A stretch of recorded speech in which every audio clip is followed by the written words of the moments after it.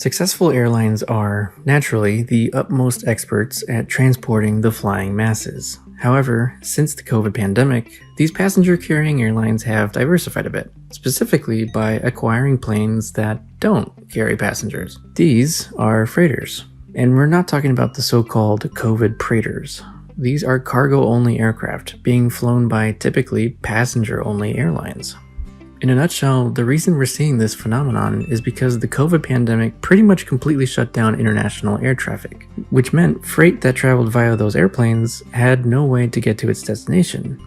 Now, while those international passenger flights only account for about half of all airlift, the other half being provided by cargo-only aircraft/airlines like UPS and Cargolux, that's still a massive disruption to the global supply chain. In response, cargo airlines tried making their aircraft available more often, and passenger airlines like United began operating a ton of aforementioned cargo-only flights, aka preighters. But these measures only helped a little, and to make matters worse, not only was supply for airlift diminished, demand for it had been heightened, because way more medical equipment was now needed, all over the world. This is all to say that the cost of flying freight ballooned during this time, and while it did decrease ever so slightly in 2021 and became less volatile, killing off many of those inefficient preighters, the cost of flying freight is quite a bit higher than where it was in 2019.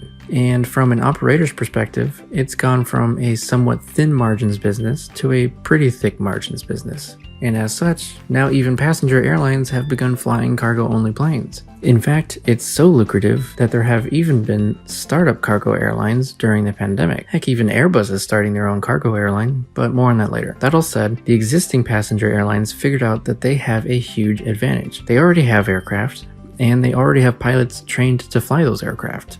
Two huge hurdles those cargo startups have to go over. So these airlines, notably Air Canada and Icelandair, are converting some of their wide-bodies into permanent freighters. Other airlines, like Garuda Indonesia and TAP Portugal, made temporary alterations to their A330s in order to fly more cargo on their aircraft compared to your average freighter. These A330s and at least one Air Canada 767 freighter are already in operation, with Icelandair's 767s expected to finish conversions later this year. Icelandair and Air Canada will join the likes of Emirates, Qatar Airways, and Korean Air in becoming mixed passenger cargo operators.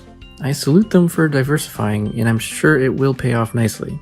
Circling back to Airbus starting their own airline, click the video on screen to learn more about that whole affair. It's pretty fascinating actually, and their competitors will not be happy. With that, thanks for watching, and I'll see you in the next one.